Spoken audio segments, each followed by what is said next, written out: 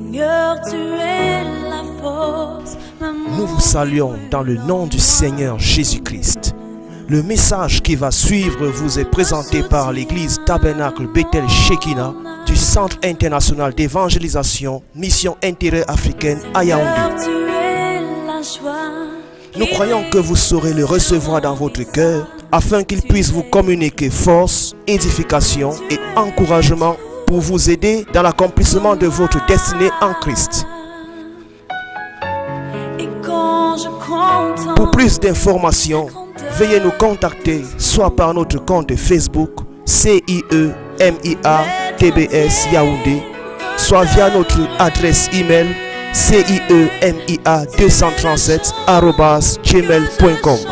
Excellente écoute, demeurez bénis. Retenez ça toujours. Des combats spirituels que tu fais, si ce n'est pas sur la base de la parole, c'est zéro. Les prières, les jeûnes, si ce n'est pas sur la base de la parole, c'est zéro. Bonjour à tous et à toutes, au nom de Jésus. C'est pour nous encore un réel plaisir de nous retrouver ce matin pour adorer notre Dieu, lui rendre grâce pour ses bienfaits et lui apporter notre adoration et recevoir également sa parole. Amen. Alors, ce matin, qu'est-ce que nous allons nous dire? Apprenons à réjouir le cœur de Dieu pour vivre et fonctionner dans la victoire.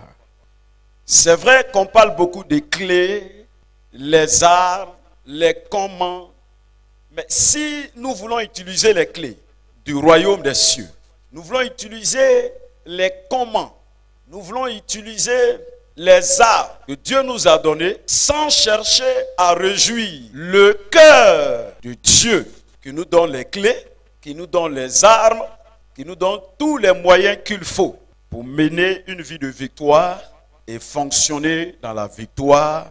Alors je crois qu'il va avoir de sérieux problèmes. Si on ne cherche pas à réjouir son cœur, mais on veut utiliser ses clés, ses armes, je crois qu'à un moment donné, nous serons frustrés. Parce que si Dieu n'est pas réjoui par notre manière d'être, de faire, alors à un moment donné, même les clés qu'il nous a données, les armes qu'il nous a données, ne vont pas fonctionner. Tu es d'accord avec moi? Très bien. Alors, il est important que lorsque Dieu a fait de nous les citoyens de son royaume, les enfants de son royaume, c'est pour qu'en retour, en tant que citoyens et enfants de Dieu dans son royaume, avant toute chose, nous apprenions à réjouir son cœur. Je crois que c'est la première raison pour laquelle il nous a sauvés du monde, délivrés du monde, délivrés de la main du diable. Il a fait de nous ses enfants. Il nous a introduits dans son règne, dans son royaume des cieux, pour que nous apprenions à réjouir son cœur, à vivre comme il le veut, il nous le demande. Amen. Ça, c'est quelque chose qui doit être établi en nous dès que nous sommes devenus enfants de Dieu. Nous sommes devenus des citoyens du royaume. Nous devions savoir que notre vie, là, maintenant, nous la vivons, non pas pour nos propres intérêts personnels, non pas pour nos propres satisfactions, mais si tu es devenu chrétien, si tu es devenu enfant de Dieu, ton premier souci, ta première vision, ton premier objectif, ton premier but à poursuivre, c'est de plaire à celui qui t'a sauvé. Ne cherche pas d'abord à plaire aux gens, ça c'est pas important. Cherche pas à plaire au pasteur, cherche pas à plaire aux frères, cherche pas à plaire aux sœurs. La première personne à qui tu dois chercher à plaire, c'est Dieu lui-même d'abord. Les hommes peuvent t'approuver, mais si Dieu te désapprouve, c'est grave. Les hommes peuvent t'acclamer, mais si Dieu ne t'acclame pas, c'est terrible. Gloire à Dieu. C'est important, frère. Cherchez à réjouir le cœur de celui qui nous a sauvés, de celui qui nous a créés. Cela est très important. Regardez l'image du Seigneur Jésus, l'exemple de Jésus lui-même, dans Jean 17.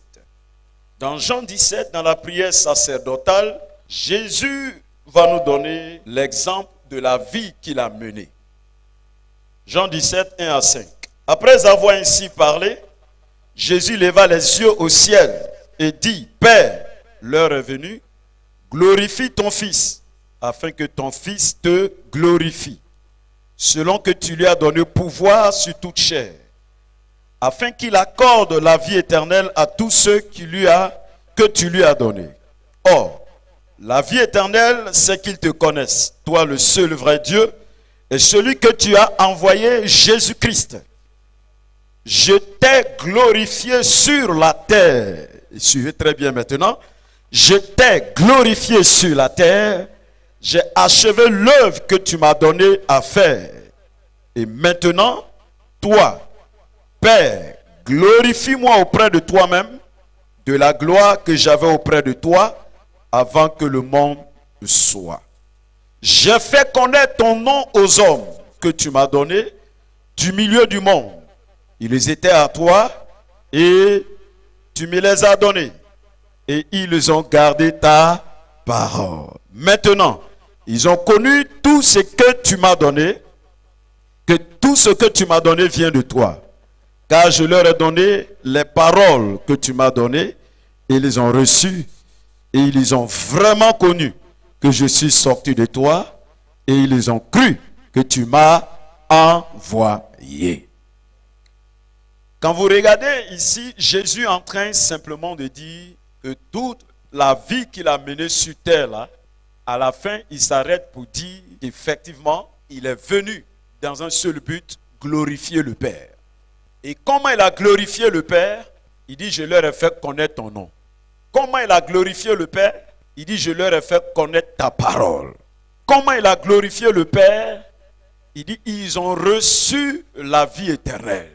Donc, tout le temps de sa vie là, il a vécu pour réjouir le cœur du Père.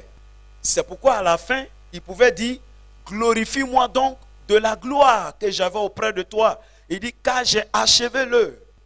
Il a achevé l'œuvre comment? Par sa mort, son ensevelissement, sa résurrection.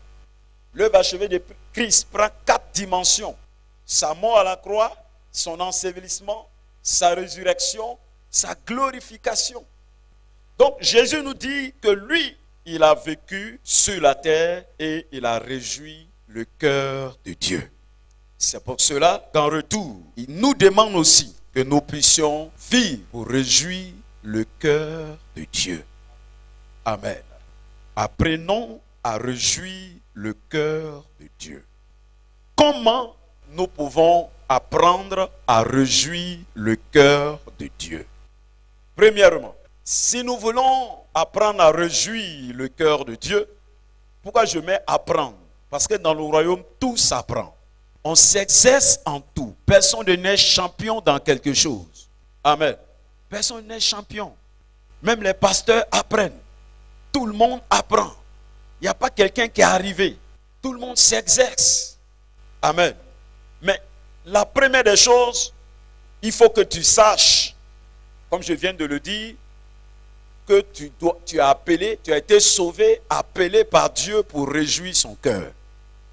C'est pourquoi dans Matthieu 7, 21, là, il dit, ce n'est pas tous ceux qui me disent Seigneur, Seigneur, qui entreront dans le royaume des cieux. Mais c'est ceux-là qui font ma volonté. La volonté du Père. Gloire à Dieu. Ce n'est pas le fait de dire Seigneur, Seigneur, mais est-ce que tu vis pour réjouir le cœur de Dieu? Ou bien tu vis pour toi-même, pour tes propres intérêts, plaisirs? Alors, le premier exercice que nous devions faire, c'est quoi?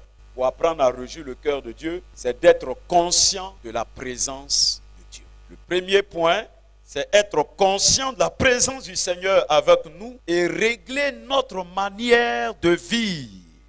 Si tu es conscient que le Seigneur est avec toi, il est en toi, il est avec toi, automatiquement, ta manière de vivre doit être réglée, doit être arrangée, réorganisée, réajustée. Gloire à Dieu. La conscience de la présence du Seigneur est très importante pour que tout le reste puisse en suivre.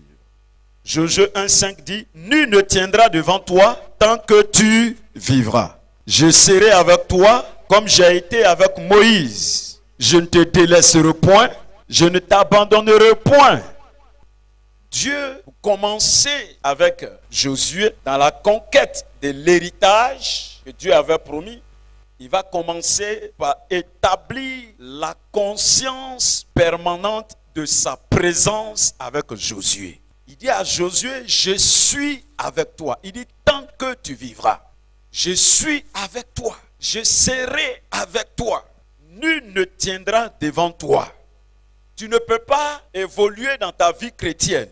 Tu ne peux pas mener une vie de victoire, fonctionner dans la victoire, si tu n'es pas conscient dans ton cœur, dans ta pensée, que le Seigneur est avec toi. Et cette parole adressée à Josué là, c'est adressée à tout le monde. C'est un principe. C'est pourquoi dans Matthieu 28, 20, il dit, voici, je suis avec vous tous les jours, jusqu'à la fin du monde. C'est la même chose. Je suis avec vous. Donc il faut être conscient, il faut accepter une fois pour toutes que le Seigneur est avec nous. C'est pourquoi il dit, je ne t'abandonnerai point, je ne te délaisserai point. C'est une parole d'assurance. C'est une parole de confiance. Tout commence par là. Mais si Dieu n'est pas avec toi, tout ce que tu vas faire là, c'est inutile. Même la prière, c'est inutile. Tu pries quel Dieu qui n'est pas avec toi? Jeûner, toi, jeûner qui? Combattre, tu vas faire quel combat? Donc la chose la plus importante d'abord, c'est la présence du Seigneur avec nous. Maintenant, si tu es conscient que le Seigneur est avec toi, verset 6, il dit, fortifie-toi et prends courage, car c'est toi qui mettras ce peuple en possession du pays. Au verset 8, médite la parole de Dieu. Il est en train de dire, si tu es conscient que je suis avec toi, alors ta manière de vivre là doit être réglée. Tu dois être un homme de courage, tu dois être un homme de foi, parce que si Dieu est avec toi, pourquoi tu vas avoir peur? Si Dieu est avec toi, pourquoi tu vas craindre? Si Dieu est avec toi, alors tu peux exercer ta foi en toutes choses. Il dit, c'est parce qu'il est avec toi que tu dois méditer sa parole jour et nuit et agir fidèlement. Donc tu vois, ta vie sera réglementée, ta vie sera arrangée, ajustée, de sorte que dans ta vie quotidienne là, tu dois être un homme et une femme plein de courage et de foi, mais aussi un homme et une femme qui ne négligent pas la parole de Dieu, qui prend soin de la parole de Dieu dans sa vie, qui s'attache à la méditation de la parole de Dieu. Si on avance un peu plus loin, on voit avec Abraham, dans Genèse 17, à partir du verset 1. Genèse 17, verset 1 à 4. Lorsque Abraham fut âgé de 99 ans, l'Éternel apparut à Abraham et lui dit, « Je suis le Dieu Tout-Puissant, marche devant ma face et sois intègre. J'établirai mon alliance entre moi et toi et je te multiplierai à l'extrême. » Abraham tomba sur sa face et Dieu lui parla en disant, « Voici mon alliance que je fais avec toi. Tu deviendras père d'une multitude de nations. On ne t'appellera plus Abraham, mais ton nom sera Abraham, car je te rends père d'une multitude de nations. Je te rendrai fécond à l'extrême. Je ferai de toi des nations et des rois sortiront de toi et j'établirai mon alliance, etc., etc. Verset 18, je te donnerai et à tes descendants après toi le pays que tu habites. Regardez, quand Dieu localise Abraham, après Genèse 12, il vient encore à Genèse 17, il dit à Abraham, je suis le Dieu Tout-Puissant, marche devant ma face et sois intègre. Vous voyez, marche devant ma face. En train de dire à Abraham, le temps est venu, sois conscient de ma présence. Marche devant ma face. Je suis là, je suis présent, marche devant moi. En étant conscient que je suis là. Amen. Ne marche pas comme tu veux. Ne marche pas en oubliant que moi, Dieu, je suis là. Et que je vois tout. Je sais tout. J'entends tout. Je peux tout. Je suis partout. Marche devant ma face. Depuis que tu dis tu connais Dieu, tu marches comme tu veux, tu parles comme tu veux, tu penses comme tu veux, tu vas où tu veux, tu fais ce que tu veux. Il dit, mais si tu veux que j'établisse mon alliance entre toi et moi, si tu veux que je te bénisse, je te multiplie, toutes les promesses que j'ai faites dans Genèse 12, là, je les accomplis dans ta vie. Ce n'est pas quand tu vas marcher comme tu veux que je vais accomplir mes promesses dans ta vie. Non. C'est quand tu vas te décider de marcher devant ma face, en étant conscient de ma présence. Et il ajoute, et sois intègre. Ça veut dire que ta vie là doit être réglée désormais. Ta vie doit être arrangée désormais. Doit être ajustée, alignée sur ma parole, sur ma volonté. Jusque-là, tu as vécu comme tu voulais, tu as marché comme tu voulais. Tu es là à l'église, tu pensais que tu étais libre de faire ce que tu veux, tu n'as pas de compte à rendre à quelqu'un, tu vis ta vie chrétienne, tu vis ton ministère, tu vis tout comme tu veux. Il dit, mais ça ne marche pas comme ça dans le royaume. Je t'ai fait des promesses. Pour que je tienne à mes promesses, il y a deux choses que tu dois commencer à pratiquer. Il y a deux choses que tu dois commencer à apprendre. Être conscient de ma présence dans ta vie. Que ta vie doit être réglée, ajustée, arrangée. Ça veut dire que tu dois vivre de manière à ce que ta manière de vivre là me plaise. Tu dois vivre de manière à réjouir mon cœur. Ta manière de vivre doit plaire à Dieu. Pour que ces promesses-là commencent à voir leur accomplissement dans ta vie. Ta manière de vivre est plus que ce que tu fais.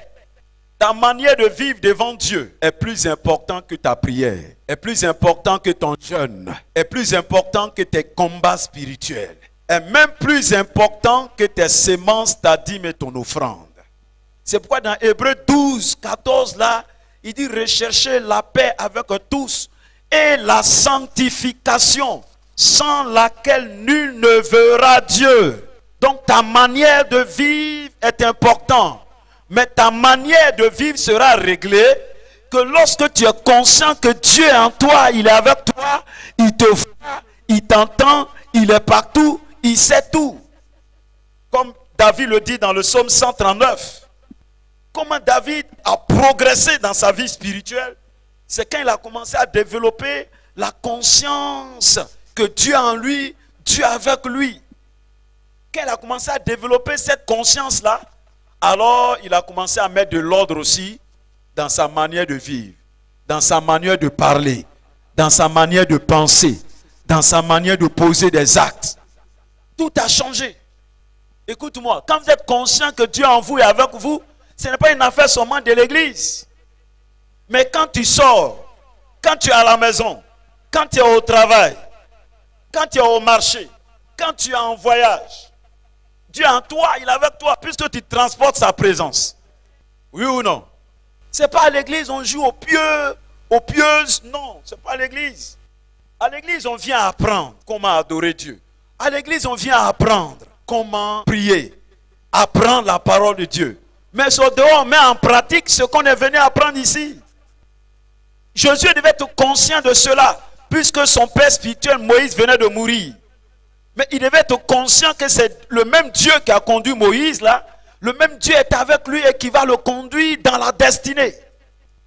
Si tu n'es pas conscient de sa présence, pendant ta prière, tu seras distrait. Tes prières, tes pensées vagabondes. Tu n'es pas conscient que Dieu est là. Pendant la prière, tu vas laisser ton téléphone sonner. Et dès que le téléphone sonne, tu sautes là-dessus. Dieu n'est pas ton camarade. Tu n'es pas conscient qu'il est là.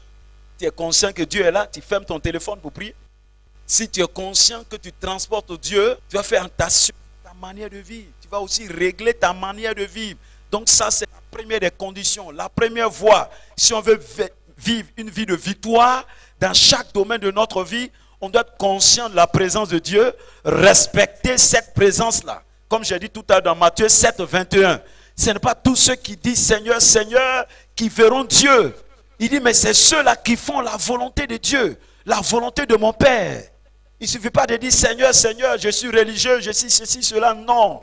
Notre manière de vivre vaut mieux que tout. Il ne faut jamais oublier ça. Notre manière de vivre. Avec Dieu, il faut être d'abord. Ensuite faire avant d'avoir le avoir. C'est pourquoi Jésus même dit dans Jean 16 là, il dit je me sanctifie pour eux-mêmes. Même dans Jean 17 là, il a dit je me sanctifie pour eux-mêmes. Je suis un modèle de sanctification. Je suis un modèle de prière. Je suis un modèle dans tout ce que je l'ai dit de faire. Je suis d'abord le modèle. Je veux que cette première vérité-là s'établisse avant de continuer. Pour réjouir le cœur de Dieu, il faut être conscient que Dieu en toi, il est avec toi. Deuxièmement, il faut régler ta manière de vivre. Il faut mettre de l'ordre dans ta manière de vivre. Cherche à ce que ta vie plaise à Dieu avant toute chose. Deuxième voie, pour réjouir le cœur de Dieu, c'est la voie de la foi persévérante. La foi, mais elle doit persévérer. Si je suis conscient que Dieu est avec moi et que je dois régler ma manière de vivre, la deuxième chose qui suit, je dois savoir que marcher avec Dieu, expérimenter la victoire, c'est par la foi que Dieu m'a donnée. Hébreux 11, le verset 6. Il dit, or, sans la foi, il est impossible d'être agréable à Dieu. Donc, sans la foi, il est impossible de réjouir le cœur de Dieu. Donc, nous pouvons réjouir le cœur de Dieu lorsque nous pratiquons la foi. Nous exerçons notre foi. Nous mettons notre foi en action. Hébreux 11, 38 dit, et mon juste vivra par la foi. Mais s'il se retire, ça veut dire, s'il cesse de vivre par la foi, il dit, mon âme ne prend plus plaisir en lui. Vous voyez? Donc, 11, 6 dit, sans la foi, il est impossible d'être agréable. 11, 38 te dit, si tu cesses de vivre par la foi, son âme ne prend plus plaisir. Donc Dieu n'est pas réjoui. Dans la vie des gens, au lieu de vivre par la foi, ils veulent vivre simplement par la vue. Le contraire de la foi, c'est l'incrédulité. Ils veulent voir avant de croire, entendre avant de croire, toucher avant de croire. Il dit non. Le juif vit par la foi, il s'appuie sur ce que Dieu a dit et il exerce sa foi sur ce que Dieu a dit. C'est cette manière de faire qui réjouit le cœur de Dieu. La vie par la foi. Mais cette foi-là, elle doit persévérer. La foi n'est pas foi tant qu'elle n'agit pas. Si elle n'agit pas, elle se limite seulement à la croyance. Tu crois, c'est bon, mais ça ne suffit pas. La foi a 3 verbes. Le premier verbe de la foi, c'est croire. Le verbe croire. Croire avec son cœur ce que Dieu a dit, la parole de Dieu. Deuxième verbe de la foi, c'est parler, proclamer, confesser ce que Dieu a dit. Je répète ce que Dieu a dit. Et le troisième verbe de la foi, c'est agir. J'agis sur la base de ce que Dieu a dit. J'obéis, je pratique ce que Dieu a dit. Ce sont ces 3 éléments en action qui font la foi. Mais si je crois seulement, mais je ne parle pas, je n'agis pas, ce n'est pas la foi, c'est la croyance. Amen. C'est la croyance. La croyance, c'est le départ. La croyance, c'est le premier élément. Tu dois croire Dieu avec ton cœur. Tu dois croire sa parole avec ton cœur. Accepter sa parole. Je crois que ce que Dieu a dit est vrai. J'accepte ça. Deuxièmement, je dois commencer à proclamer ça, confesser ça. Et troisièmement, j'obéis à ce que la parole de Dieu là me dit de faire. Mais cette foi doit persévérer. Parce que tu vas rencontrer des oppositions.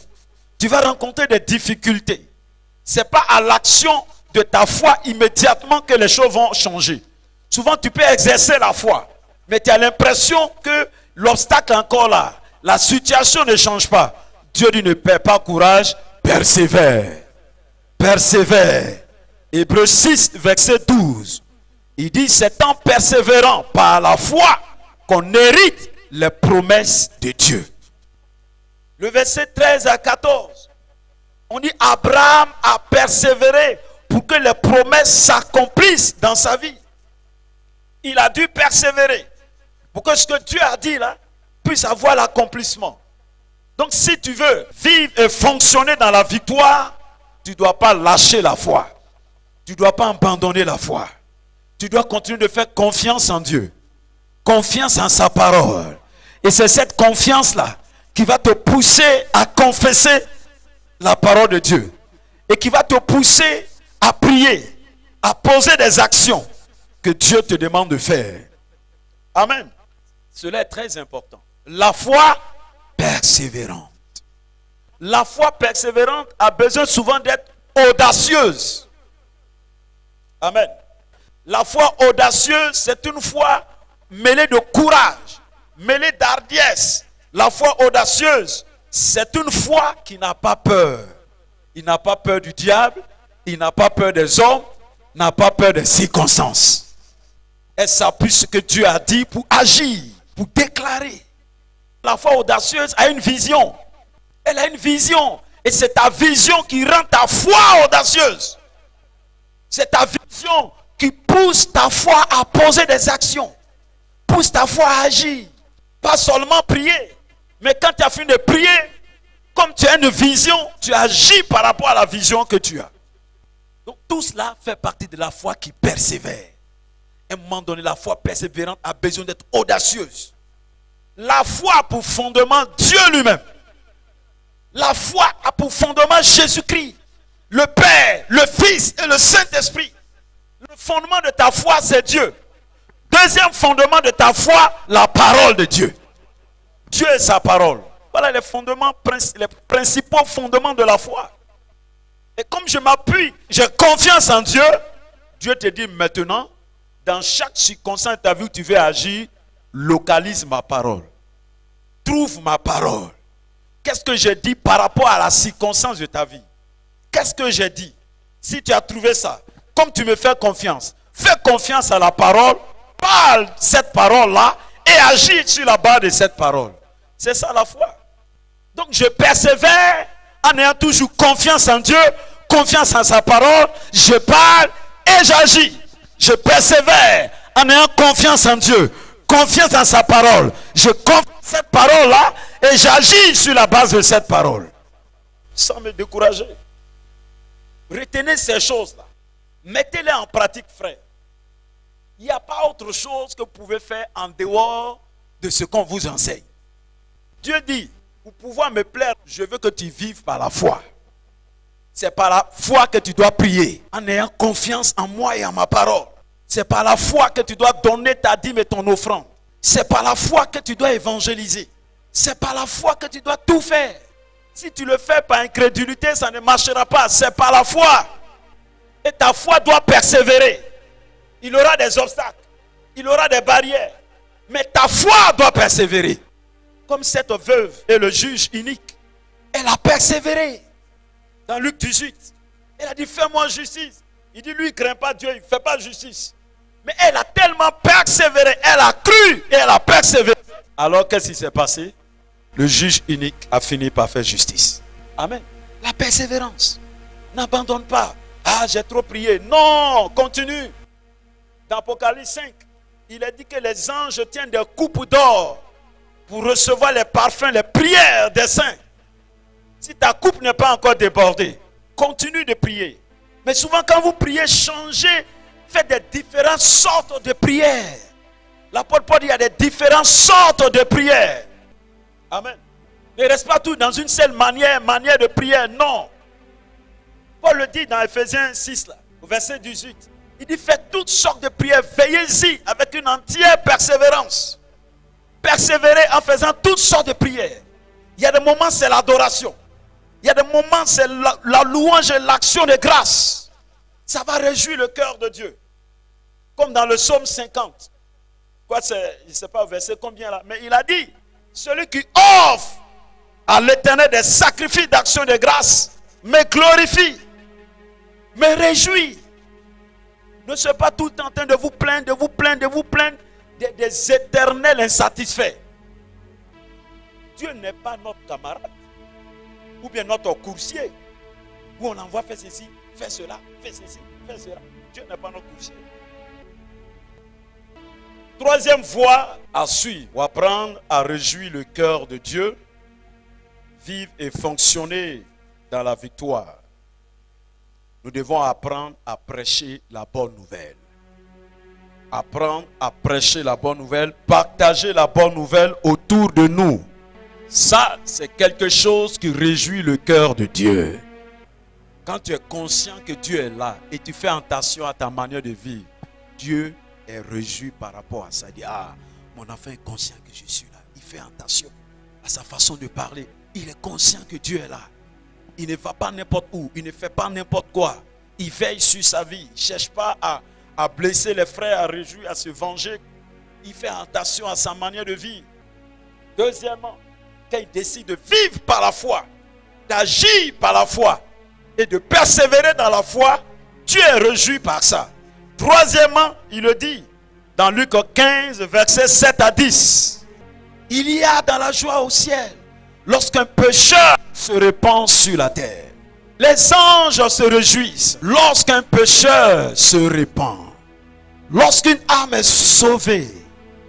Lorsqu'on parle de Jésus et que quelqu'un est sauvé, Dieu dit, cela réjouit son cœur. Et comme il est réjoui, autour de lui au ciel, il y a la joie. Donc apprenons à réjouir le cœur de Dieu en ce moment. Si nous voulons vivre dans la victoire, expérimenter la victoire, nous devons apprendre aussi à réjouir son cœur. Si le cœur de Papa Dieu est réjoui, alors nous serons réjouis. Pose-toi la question toi-même, est-ce que j'ai réjoui le cœur de Dieu? Est-ce que ma manière de vivre le plaît? Est-ce que je vis par la foi ou bien je vis autrement que par la foi? Le troisième élément, partager la bonne nouvelle. Jean 15, le verset 26. Quand sera venu le consolateur que je vous enverrai de la part du Père, l'Esprit de vérité qui vient du Père, il rendra témoignage de moi. Le but du Saint-Esprit dans ta vie, c'est de rendre témoignage de Jésus. Le Saint-Esprit est venu en toi pour rendre témoignage de Jésus. Ce n'est pas pour que tu te taises.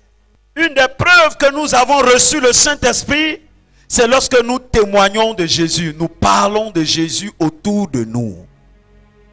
N'oubliez pas que dans Ézéchiel 3, à partir du verset 16, 17, 18, il dit, mais nous sommes établis comme des sentinelles pour avertir. Pour ne pas que Dieu nous réclame le sang des gens qui meurent autour de nous. L'évangélisation réjouit le cœur de Dieu. Regarde, toute une année, tu ne gagnes même pas une seule âme au Seigneur. Un mois passe, 2 mois passent. Nous sommes dans le 5e mois de l'année et presque fini. En 5 mois, as-tu gagné une âme? As-tu gagné une âme pour le Seigneur qui a demeuré dans le Seigneur? En 5 mois, as-tu réjoui le cœur de Dieu? Tout le monde se pose la question. Pasteur, ancien, diacre, ouvrier, intercesseur, groupe musical, service d'ordre, école de dimanche, tout le monde. Si le cœur de Dieu n'est pas réjoui, mais on veut la victoire financière, on veut la victoire matérielle, on veut la victoire ministérielle, la victoire familiale, la victoire, mais son cœur n'est pas réjoui. La victoire est liée à Christ. Notre victoire est liée à Christ, oui ou non? Mais s'il n'est pas réjoui, comment toi tu seras réjoui? Ta victoire, c'est ta réjouissance. Mais ça y va de soi. Pour que nous soyons dans la victoire, il faut que le cœur de Dieu soit réjoui. C'est pourquoi dans Jean 15, verset 16, ce n'est pas vous qui m'avez appelé, mais c'est moi qui vous ai appelé, qui vous ai établi, afin que vous alliez et que vous portiez des fruits, et que vos fruits demeurent, afin que tout ce que vous demanderez en mon nom, cela vous soit accordé. Amen. Mais regardez, qu'est-ce qu'il y a? Regardez bien ici. Le lien entre la prière et l'évangélisation. Il dit, je vous établis afin que vous alliez et que vous portez des fruits. Vous allez annoncer la bonne nouvelle. Que vous portez des fruits. Il dit, afin que ce que vous allez demander, vous le recevez. Ça veut dire, lorsque vous gagnez des âmes et que je suis réjoui, j'exauce facilement vos prières. Tu as déjà réfléchi sur ce verset-là? Regardez. Le rapport entre l'évangélisation et la prière. Ça veut dire, c'est pour cela que souvent nos prières ne sont pas exaucées, parce qu'on n'est pas en train de gagner des âmes, de réjouir le cœur de Dieu, d'exhorter, d'encourager, de visiter des frères, des sœurs qui traversent des moments difficiles. La question est, est-ce que je réjouis le cœur de Dieu pour pouvoir vivre et fonctionner dans la victoire? Autre point, le service du Seigneur. Servir le Seigneur de tout son cœur avec un zèle. Romains 12 au verset 11. Beaucoup de gens ne savent pas qu'ils doivent servir le Seigneur. Ils veulent simplement venir à l'église, recevoir la parole et les prières. Mais dans le service, ils ne sont pas disponibles. L'évangile, ils ne sont pas là. L'intercession, ils ne sont pas là. Faites ceci ou cela, ils ne sont pas là. Vous devez servir le Seigneur. Vous avez été sauvés pour servir. Vous servez le Seigneur par l'intercession. En intercédant pour son église, pour les âmes, pour son royaume, pour votre nation, pour vos pasteurs. Vous servez le Seigneur par l'esprit d'intercession. Vous servez le Seigneur quand vous faites l'évangélisation.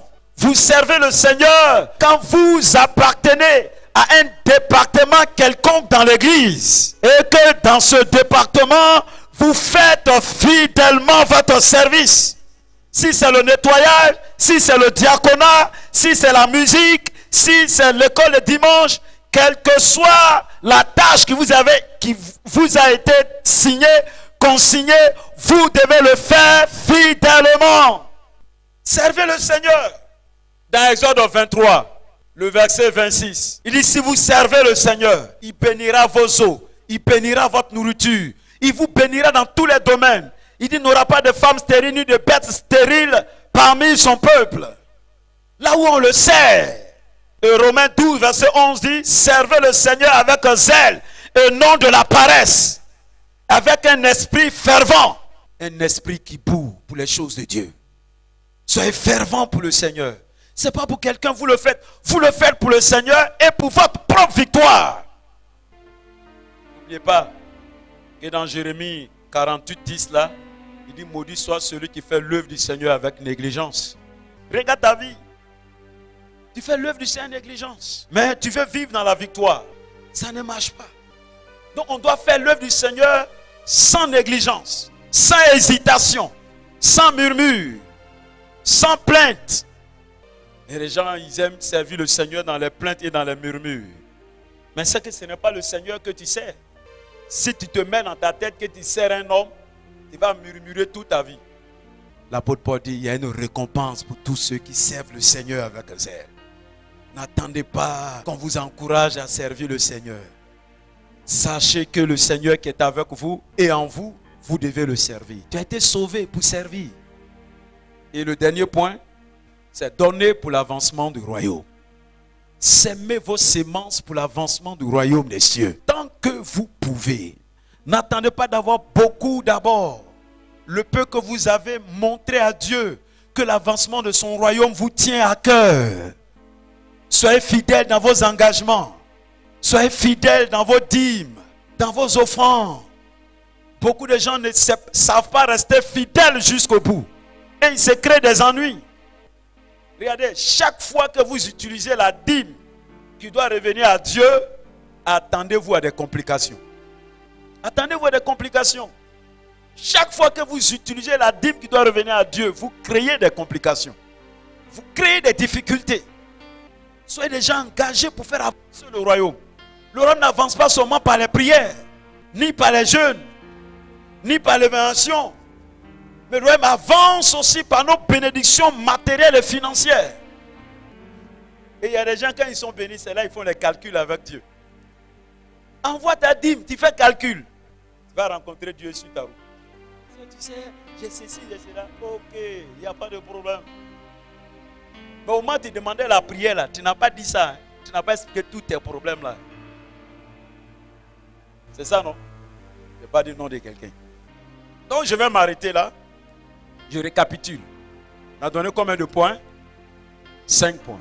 Où il faut faire quoi? Il faut apprendre à s'exercer dedans pour réjouir le cœur de Dieu. Amen.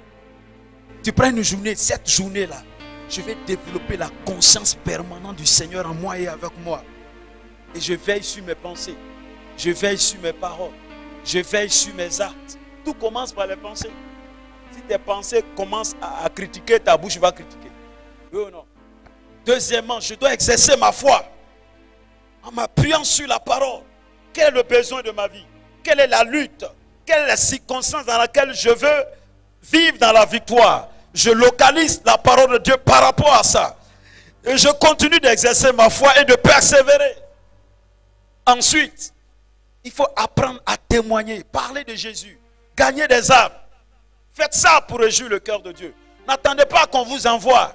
Vous êtes déjà envoyé par le Seigneur. Matthieu 28, 19. Allez, prêchez. N'attendez pas qu'on vous envoie. Vous avez des camarades, vous avez des amis. Parlez-les de Jésus. Partagez la bonne nouvelle dans votre quartier, partout où vous êtes. Décidez-vous de le faire. Ensuite, servez le Seigneur dans tous les domaines. Et enfin, donnez pour l'avancement du royaume. Amen. Apprenez à donner pour l'avancement du royaume. Apprenez à s'aimer pour l'avancement du royaume. Si votre cœur appartient à Dieu, alors vos bénédictions matérielles et financières appartiennent à Dieu également.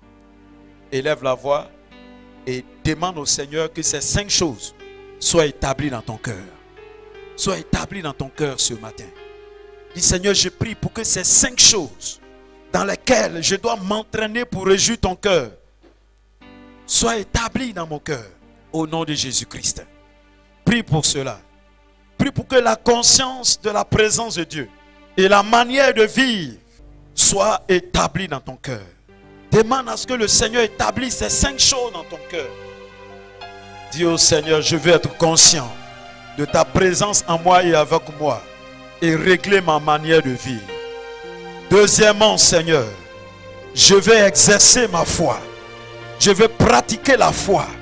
Je vais persévérer dans la foi. Je vais vivre chaque jour ma vie par la foi, Seigneur.